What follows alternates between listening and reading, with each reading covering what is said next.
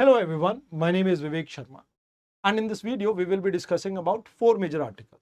पहले आर्टिकल में right to education के बारे में डिस्कस करेंगे। अभी रिसेंटली जो सुप्रीम कोर्ट की जजमेंट आई है उसके बारे में, यूएई ने ओपैक को छोड़ दिया है, इसके इम्प्लीकेशन क्या होंगे उसको हम समझेंगे। जनरल असेंबली और इंडिया की इंगेजमेंट के बारे में we will be talking about, recently visit पे थे। And then we will be talking about cultivating the culture of failure. तो आइए एक एक करके इन आर्टिकल को समझ लेते हैं।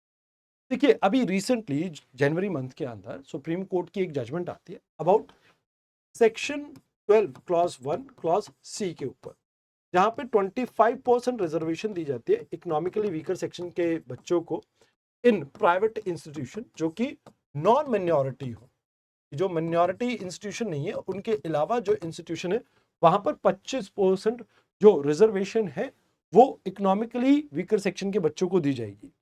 तो कहा जाता है कि भाई ये एक रेवोल्यूशनरी स्टेप था, जहां पे 75% बच्चे जो आपके एलीट क्लास से है वो बिलोंग करते हैं एंड 25% बच्चे जो हैं वहां पर वीकर सेक्शन से आते हैं। तो कहते हैं कि भाई इससे सोशल हार्मनी बिल्ट होती है, बच्चों के मन में दया भावना भी डेवलप होती है। तो कहते हैं कि भाई देखो 1993 में Unni Krishnan versus State of Andhra Pradesh case आया था, जहां से आपकी राइट टू एजुकेशन निकल के आता है और इसे राइट टू लाइफ का इंटीग्रल पार्ट माना जाता है। और इसी वजह से 86 कॉन्स्टिट्यूशनल अमेंडमेंट के साथ हमने 2006 के अंदर ऐड किया आपका आर्टिकल 21 क्लॉज ए। इसके अंदर कहा जाता है कि भाई 6 से 14 साल के जो बच्चे हैं उनको फ्री एजुकेशन प्रोवाइड कराई जाएगी गवर्नमेंट के द्वारा। अब इसमें रिजर्वेशन का भी क्लॉज एक ऐड किया गया था जो कि सेक्शन 12 क्लॉज 1 क्लॉज सी के अंदर आता है। तो कहते हैं कि भाई देखो मिनॉरिटी इंस्टीट्यूशन के अलावा बाकी सब में ये एजुकेशन मिलेगी एंड इसमें इक्विटेबल एक्सेस, स्कूल के प्राइवेट स्कूल का पार्टिसिपेशन, प्राइवेट स्कूल की कमिटमेंट एंड इवन हमें आप ये कह सकते हो कि ओवरऑल एजुकेशन के आउटकम के ऊपर हमने फोकस किया। तो कहा जाता है देखो जो आपकी सोशल कैपिटल है उसको बिल्ड करने के लिए ये चीज बहुत अच्छी है, बिकॉज क्लासरूम के अंदर जो डिसएडवांटेजेस कैटेगरी के जो बच्चे हैं, इकोनॉमिकली वीकर सेक्शन के जो बच्चे हैं, वो कहीं ना कहीं पीयर नेटवर्क, इंस्टीट्यूशनल कल्चर इनको बिल्ड कर पाएंगे एंड जो कि इनके लिए सेल्फ बिलीफ बिल्ड करने का काम करेगा। More over pro social behaviour है, जैसा मैंने आपको कहा डिस्क्रिमिनेशन कम हो जाती है। प्रो सोशल बिहेवियर जो करुणा, दया, सिंपैथी है वो बिल्ड होती है बच्चों के अंदर, जो कि काफी अच्छी है। मोर ओवर यहाँ पे आपको इक्वालिटी ऑफ स्टेटस देखने को मिलता है, जहां पे सुप्रीम कोर्ट ने कहा कि भाई एक जज का बच्चा और एक स्ट्रीट वेंडर का बच्चा जब एक ही क्लास में पढ़ेगा तो इससे इक्वालिटी आपकी प्रमोट होगी। देन यहाँ पर रिटेंशन की बात कीजिए तो ऑलमोस्ट 50 लाख बच्चे यहाँ पर प्राइवेट स्कूल्स के अंदर पढ़ते हैं, जिसमें से 90% बच्चे लॉन्ग टर्म तक यहाँ पे रिटेन रहे। बट कहते हैं कि भाई देखो इंस्टीट्यूशन रजिस्ट करते हैं, बिकॉज मान लो एक स्कूल में 100 सीट्स है, 100 में से 25 सीट आपने रिजर्व कर दी। अब एक बच्चे के साथ वो 2500 रुपए फीस लेते थे, अब यहां पर गवर्नमेंट जो पे कर रही है वो जो पैसा है वो कम है। जैसे गवर्नमेंट क्या कहते हैं कि जो पर बच्चा हम अपने स्कूल में पे करते हैं, जो गवर्नमेंट फंडेड स्कूल होते हैं, हम वो आपको सेम पे कर देते हैं, या प्राइवेट इंस्टीट्यूशन के जो पैसा होता है हम वो पे कर देते हैं कि आपकी जो फीस है वो पे कर देते हैं। बट कई बार ये जो पैसा है बहुत डिले होता है, तो इस वजह से थोड़ी प्रॉब्लम रहती है और इस वजह से जो प्राइवेट स्कूल है वो रिलक्टेंट है कि भाई हम इंक्लूजन को वो रजिस्ट करते हैं। मोर ओवर हिडन कॉस्ट को आप कभी भी नहीं ध्यान में रखते। जो एक्स्ट्रा करिकुलम एक्टिविटीज होती है उसके अंदर काफी सारा पैसा लगता है और यूनिफॉर्म, बुक्स ये भी इसमें कवर नहीं होती है। एडिशनली अगर हम बात करें तो एडमिनिस्ट्रेटिव गैप आपको देखने को मिलता है, अनइवन इसका इंप्लीमेंटेशन देखने को मिलता है अलग अलग स्टेट्स में। जैसे डिजिटलाइजेशन की वजह से दिल्ली, अहमदाबाद इन्होंने अच्छा परफॉर्म किया, बट बाकी एरिया में सेम परफॉर्मेंस आपको देखने को नहीं मिलती है। तो कहते हैं कि भाई ये एक बड़ी प्रॉब्लम है। वैसे डिजिटल एडमिशन सिस्टम जो राजस्थान, गुजरात, दिल्ली में आपको देखने को मिलता है काफी अच्छा है, जिसमें किसी भी तरह की प्रॉब्लम आपको देखने को नहीं मिलती। तो सेम प्रैक्टिसेस बाकी जगह पे भी आप प्रमोट कीजिए। पीएम श्री के अंदर हम एग्जाम्पलर स्कूल को बिल्ड करना चाहते हैं, तो जिसमें हमें कहीं ना कहीं गवर्नमेंट स्कूल्स को भी एट पार लेके आने की कोशिश करनी चाहिए प्राइवेट स्कूल के। देन यहाँ पे national commission for protection of child right, इन्होंने भी कहा कि एक स्टैंडर्ड ऑपरेटिंग प्रोसीजर आप बिल्ड कीजिए, जहां पर किस तरह से इस 25% कोटा को आप यूज कर सकते हैं। तो कहा जाता है कि भाई देखो आप सेंट्रलाइज कीजिए, स्ट्रीमलाइन कीजिए रिम्बर्समेंट को, ताकि रिम्बर्समेंट को लेकर प्राइवेट स्कूल्स को कोई प्रॉब्लम ना हो। इमोशनल एंड सोशल इंटीग्रेशन के ऊपर भी आपको यहाँ पे फोकस करना चाहिए। होलिस्टिक इंक्लूजन, सिर्फ नाम की नहीं, होलिस्टिक इंक्लूजन यहाँ पे होनी चाहिए। फाइनेंशियल फ्रिक्शन आपको देखने को मिलती है। प्री एजुकेशन का मतलब ये नहीं है कि भाई सभी कॉस्ट आप कवर करोगे, बट एक चीज आप ये देखिए कि प्राइवेट स्कूल्स में बुक यूनिफॉर्म की कॉस्ट बहुत ज्यादा होती है, तो हमें यहां पर कोशिश करनी होगी कि उस कॉस्ट को भी कैसे रिड्यूस किया जा सके। तो ये इसको लेके प्री और मेंस का क्वेश्चन है। अब बात करते हैं ओपैक की। देखो, बगदाद से ये स्टार्ट हुई थी ओपैक ऑर्गेनाइजेशन। तो एक बगदाद कॉन्फ्रेंस हुई थी 1960 में, जहां से जो वेस्टर्न लेड आपकी सेवन सिस्टर्स कंपनी थी उसको काउंटर करने के लिए यहां पर कुछ देश एक साथ आते हैं और ये बनाते हैं ओपैक ऑर्गेनाइजेशन। तो ये एक इंटर गवर्नमेंटल ऑर्गेनाइजेशन है जो मैनेज करता है सप्लाई ऑफ क्रूड ऑयल को। तो कहते हैं कि भाई देखो, यहां पर अगर देखा जाए तो ये टोटल 80% रिजर्व होल्ड करते हैं वर्ल्ड का, एंड 40% सप्लाई होल्ड करते हैं वर्ल्ड की क्रूड ऑयल की। तो ओपैक में से अभी यूएई आपका एग्जिट कर रहा है। कहते हैं कि भाई मेरे जो गोल है, जो विजन 2030 है, वो टोटली अलग है, आपके साथ अलाइन नहीं करता है। तो वर्ल्ड की पीक से पहले कि भाई जब क्रूड ऑयल की डिमांड पीक करेगी, उससे पहले अपने जितना भी क्रूड ऑयल है इसको बेच के अपना डेवलपमेंट करना चाहता हूं और बाद में बाकी अलग अलग चीजों के ऊपर इन्वेस्ट करना चाहता हूं। तो कहते हैं कि भाई इनिशियली जो ये आपकी ओपैक बनी थी, तो Iran, Iraq, Kuwait, Saudi and Venezuela ने मिलकर इसे बिल्ड किया था। बाद में अगर हम बात करें तो 2016 में इंडोनेशिया की मेंबरशिप आपकी सस्पेंड की जाती है, एंड देन 2016 में एक ओपैक प्लस ऑर्गेनाइजेशन बनाई जाती है।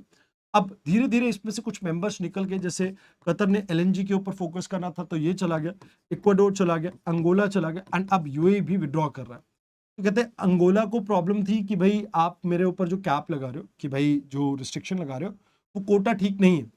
एलएनजी की रीजन की वजह से कतर चला गया। इंडोनेशिया और इक्वाडोर के ऊपर इन्होंने ही कुछ सैंक्शंस वगैरह इंपोज कर दिए थे। तो कहते हैं कि भाई इसमें रशिया, कजाकिस्तान, मेक्सिको, आपकी मलेशिया, ओमान जैसे देश आ जाते हैं। तो टोटल अगर हम बात करें तो जो मिडिल ईस्ट में सऊदी है, इराक है, कुवैत है, ईरान है, वो आ जाते हैं। Algeria, Libya, niger, Gabon, गुइना and Republic of Congo and Venezuela, ये मेजर कंट्री हैं जो ओपैक के 12 मेंबर्स हैं। टोटल 22 मेंबर इसके बन जाते हैं। तो कहते हैं अब इसका क्या इंप्लीकेशन है, क्या आपको देखने को मिल सकता है। तो कहते हैं कि भी इसमें प्रोडक्शन कोटा होता है। प्रोडक्शन कोटा के बेसिस पे हर कंट्री को बताया जाता है कि आप कितना प्रोड्यूस करोगे। अब इसमें सऊदी एक स्विंग प्रोड्यूसर है, जो कि आप ये कह सकते हो कि मैसिव स्पेयर कैपेसिटी को बिल्ड करता है, जो मार्केट को फ्लड भी कर सकता है एंड मार्केट में सप्लाई को ड्रेन भी कर सकता है। तो कहा जाता है कि भाई रेवेन्यू मैनेजमेंट जो है वो इनका काम है। 70% जो मतलब आप ये कह सकते हो कि कुछ कंट्रीज ऐसी हैं जो 70% उनका रेवेन्यू सिर्फ और सिर्फ तेल से आ रहा है।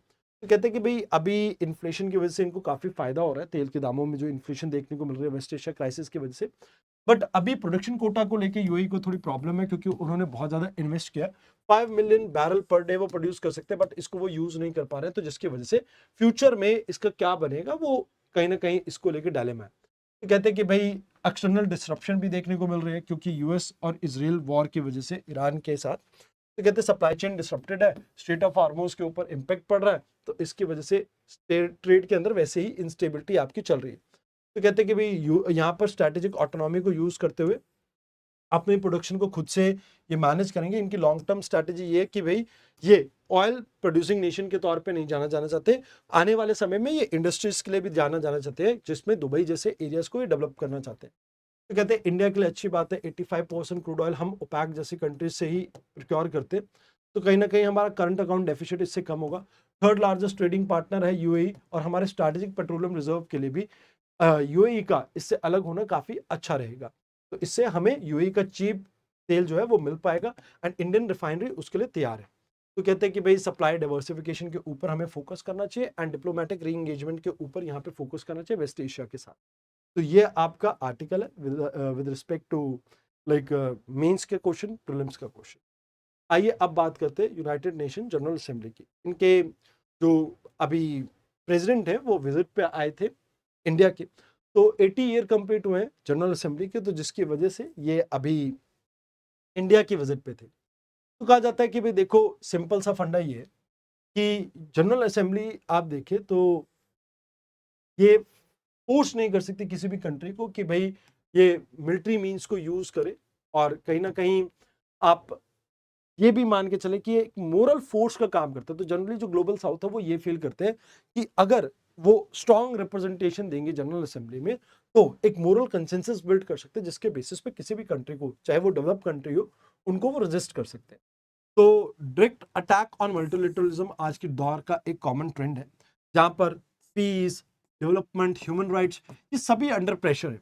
अगर बात की जाए एक्सक्लूजन डिप्लोमेसी की, तो यहाँ पर जो प्रेसिडेंट है उन्होंने साफ साफ कहा कि भाई ये जो पीस है, जैसे फॉर एग्जांपल अभी Donald Trump board of peace है, इसमें डोनाल्ड ट्रंप ने कहा कि आप पैसे दो, आप इस बोर्ड का मेंबर बनो, आप गाजा में पीस को रीइंस्टेट करो। तो ये कहते हैं कि भाई ऐसा नहीं होता, पीस को पैसों से नहीं खरीदा जा सकता। मोर ओवर इन्होंने कहा कि भाई यूनाइटेड नेशन सिक्योरिटी काउंसिल में रिफॉर्म की जरूरत है। इवन अफ्रीकन यूनियन और ग्लोबल साउथ की जो रिप्रेजेंटेशन है वो कम है। तो कहते हैं कि भाई देखो, अब इम्प्लीकेशन को लेके इंडिया के साथ इन्होंने चर्चा किया। कहते हैं इंडिया एक एसेंशियल पार्टनर है। 184 लोगों ने इंडिया के पीस कीपिंग मिशन के अंदर अपनी जान तक दी है। इंडिया 3 लाख से ज्यादा ट्रुप्स को डिप्लॉय करता है पीस कीपिंग मिशन में, एंड कहीं ना कहीं ग्लोबल साउथ के विचार की भी यहाँ पर बातचीत करता है। तो कहते हैं कि भाई यहाँ पे परमानेंट मेंबरशिप इंडिया को मिलनी चाहिए, इंडिया और जर्मनी को। इसके लिए इनको परस्यू भी करते रहना चाहिए। एंड अगर यूनाइटेड नेशन सेक्रेटरी जनरल की बात की जाए, तो लाइक अभी जेंडर पैरिटी के ऊपर इनका फोकस है, तो फीमेल इनको लीड कर रही है, तो that is a good thing. तो यहाँ पे ये आ गया आपका क्वेश्चन मीन्स का, और ये आपका प्रॉब्लम। चलिए अब बात करते हैं आखिरी आर्टिकल की। देखो, अक्सर साइंटिफिक रिसर्च में जो फेल्ड रिसर्च है उनको पब्लिश नहीं किया जाता है। तो कहा जाता है कि भाई यहाँ पर एक प्रॉब्लम है। जैसे रिसर्च हमेशा से एक कंट्री की बैकबोन है, जो भी देश डेवलप करना चाहता है। तो कहते हैं कि भाई देखो, लाइक अगर हम बात करें तो यहाँ पे एक फेलियर को लेके नेगेटिव एस्पेक्ट आपको देखने को मिलता है। कम्युनिटी शेमफुल फील करती है। अब क्यों फील करती है? बिकॉज ऐसा माना जाता है कि भाई उनकी लैब है वो वर्थलेस है, वो कहीं ना कहीं अनपब्लिश्ड और वैल्यूएबल डाटा के साथ घिरी हुई है, बट वो डाटा का कोई फायदा नहीं है।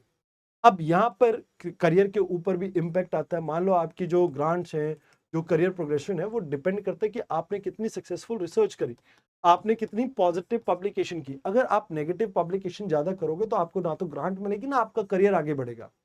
एक साइकोलॉजिकल टोल भी है कि भाई आप मान के चले रिसर्चर यहाँ पर जो भी एक्सपेरिमेंट करते हैं उसमें अगर फेलियर होता है वो उसे अपनी पर्सनल गलती मानते हैं, एंड कहीं ना कहीं ये भूल जाते हैं कि ये प्रोसेस है नेचुरल इंक्वायरी की, you fail sometime, you pass sometime. तो वो चीज है। तो यहाँ पर पब्लिकेशन में बायसनेस देखने को मिलते हैं। जो भी पेपर है, जैसे फॉर एग्जांपल जो हाइपोथेसिस को किसी को गलत साबित करता है, जनरली इसमें चाहे आपने कितनी अच्छा मेथड यूज किया हो, कई बार आप ये देखते हैं कि ये जो रिसर्च पेपर है कोई पब्लिश होने ही नहीं देता। एक एग्जाम्पल के तौर पे यहाँ पर 1980 का एक एग्जाम्पल दिया जाता है। 1980 में एक ऑस्ट्रेलियन साइंटिस्ट थे, बैरी बैरी मार्शल एंड रॉबिन वेरन। इन्होंने कहा कि भाई एक हेली हेलिकोबैक्टर पॉलेरी बैक्टीरिया है, ये पेट के अंदर होता है और ये पेप्टाइक अल्सर को कॉज करता है। तो कहते हैं कि भाई पेट तो एसिडिक है, यहाँ पर आपको कैसे बैक्टीरिया सर्वाइव कर सकता है? तो भाई मार्शल ने यहाँ पे वो बैक्टीरिया पिया, और जिसके बाद उन्हें बाद में नोबेल प्राइज मिला।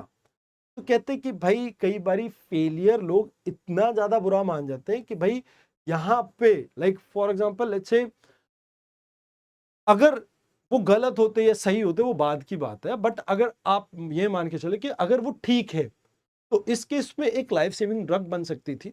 बट कहीं ना कहीं ये डिले आपको इसलिए देखने को मिलता है बिकॉज लोग स्टेटस को चेंज नहीं करना चाहते। तो यहाँ पर ये कहा जाता है कि भाई देखो, आपको जो डायनेमिक ब्रेक थ्रूज हैं उसमें फेलियर का भी एक इंपॉर्टेंट पार्ट है, ताकि जैसे फॉर एग्जांपल आपकी जो नॉलेज है उसको और ज्यादा दुरुस्त किया जा सके।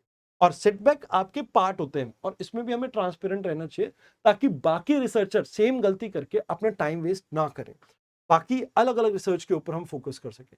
तो इंडिया के अंदर मिनिस्ट्री ऑफ साइंस इससे डील करते हैं, department of science and technology, department of biotechnology, council of scientific and industrial research इससे डील करता है। वैसे इंडिया के साथ सबसे बड़ी प्रॉब्लम यह है कि हमारी जीडीपी का हम 0.6 to 7% ही आप रिसर्च के अंदर रिसर्च के अंदर डालते हैं। जैसे कई देश है आपके, साउथ कोरिया, इसराइल, ये मोर देन 3% अपनी जीडीपी का रिसर्च के अंदर डालती है।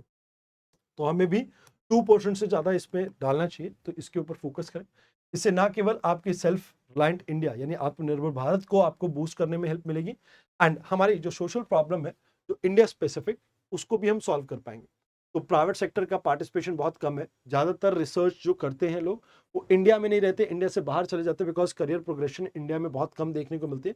वैली ऑफ डेथ के अंदर बहुत सारे लोग मर जाते हैं। जैसे फॉर एग्जाम्पल लेट्स से यहाँ पर आपने इन्वेंशन के बारे में बात की, तो लैब में रिसर्च की बट उसकी मार्केट डेवलपमेंट कई बार नहीं हो पाती है, तो बीच में कई बार गैप एग्जिस्ट करता है, तो इसके अंदर कई आपकी रिसर्च डूब के मर जाती है। तो कहते हैं कि भाई अभी हमने नेशनल अनुसंधान नेशनल रिसर्च फाउंडेशन एक्ट लेके आए, जहाँ पर हम ग्रो करना चाहते हैं इंडिया के अंदर रिसर्च कल्चर को। तो अटल इनोवेशन मिशन को भी हमने प्रमोट किया, क्रिएटिविटी को हम फोस्टर कर रहे हैं, एंड आत्मनिर्भर भारत भी इससे अलाइन करता है। कहते हैं कि भाई देखो, स्ट्रक्चरल रिफॉर्म की जरूरत है, रजिस्टर्ड रिपोर्ट्स को आप प्रमोट कीजिए, जहां पर फेलियर हो चाहे जैसा भी हो, आप एटलीस्ट उस एक्सपेरिमेंट को नोट डाउन होना। ओपन साइंस प्लेटफॉर्म को आप इंश्योर कीजिए, जहां पर ऑनलाइन आर्काइव बिल्ड कीजिए, नेगेटिव फाइंडिंग को भी आप उसमें डालिए। मेंटरशिप चेंज यानी सीनियर इन्वेस्टिगेटर ये एग्जाम्पल के साथ लीड करे, जहां पर सेटबैक को कहीं ना कहीं यंग साइंटिस्ट के लिए वो दुत्कारे नहीं, उसको एक्सेप्ट करे। तो ये पब्लिक कम्युनिकेशन की भी यहाँ पर आपको जरूरत पड़ेगी। ये आपके 2 क्वेश्चन हो गए। आज के डिस्कशन में इतना ही था। धन्यवाद।